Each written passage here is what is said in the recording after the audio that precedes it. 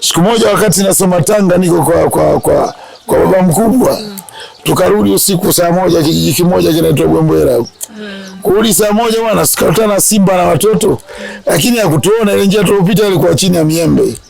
Sasa kwa sababu mimi nilikuwa mdogo, nilikuwa na kaka yangu. Si wakanikimbia bwana, nikabaki mimi. Jackie Funta niko naye hapa katika kipindi cha Sema Nami. Tutazungumzia maisha yake kwa ujumla kuanzia alipo na mpaka sasa hivi, na amepitia changamoto gani. Ni mtu mzima, ukiona mtu mzima atakuwa amepita vitu vingi sana. Nasema nyani mzee amekwepa mishale mingi. Tutazungumza naye kuhusiana na maisha yake kwa ujumla. Jina langu ni Menado. Habari baba? Habari mzuri. Za huko?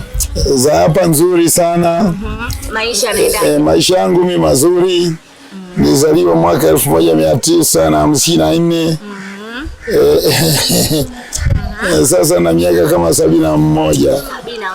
Nimepitia mambo mengi sana. Maisha yangu ni kuanzia nitahadisia leo. Ili watu wajue mikakati ya maisha. Ya kweli, wafundishe vijana. Wafundishe vijana namna ya maisha. Baada ya kuzaliwa hapo mimi, mama yangu ni Manyema. Na mama yangu anatoka Tanga, baba yangu Manyema. Walitoka wazazi wangu, walienda kuishi Kongo. Baadaye ilipotokea vurugu ya kina Mobutu, watu wakakimbia, wakajikuta wako huku, mjomba akabaki Uganda. Sisi tukaja hapa mpaka Dodoma. Mlikuwa na umri gani kutoka? Nilikuwa umri wa miaka 11. Bibi yangu akanunua majumba mji mpya, akanunua klabu ya pombe, akanunua klabu ya pombe, akawa yeye ndo anauza klabu za pombe za kienyeji mpaka alipofariki mwaka 1968. Mimi baadaye nikachukuliwa na babangu mkubwa, nikasoma shule moja ya Mkurui Tanga. Nilisoma shule moja na mwanamuziki Medi Maneti.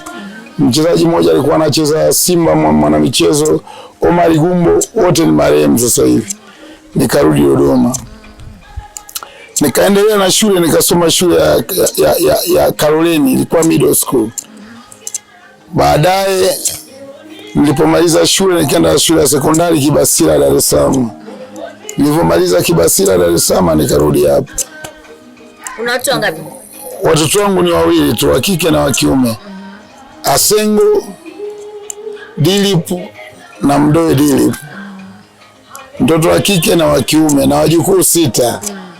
Wajukuu zangu yuko Asumani, Abduli, yuko Asengo, yuko Zai, yuko Mukadas, yuko na Anisa. Kwa hiyo mimi nimepitia mambo mengi, nimefanya kazi za kila aina. Hapo kwenye kazi za kila aina. Kazi gani hiyo? Kazi nyingi nimefanya, nilikuwa polini mwindaji. Baada ya kuwa mwindaji polini, basi nilikuwa nikisafiri kutoka Tanzania kwenda Burundi na rafiki zangu. Nilikuwa natoka Tanzania na kwenda Burundi.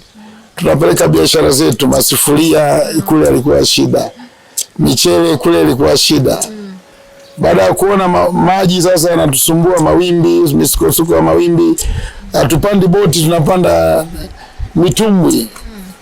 Siku moja tutaka kupata ajali, ndio tukaona kazi hiyo, shughuli hiyo tuiache. Nilivyorudi nikaingia kwenye mambo ya spoti. Nikawa mchezaji mzuri sana. Nikaona haifai kukaa unacheza mpira bila kazi. Baadaye ndio nikajifunza kazi ya seremala. Nikawa seremala mzuri sana. Nafanya kazi zangu za binafsi za kujitegemea. Lakini kabla ya yote hao niliajiriwa na ofisi moja inaitwa ya RTC, zamani watu wanafahamu.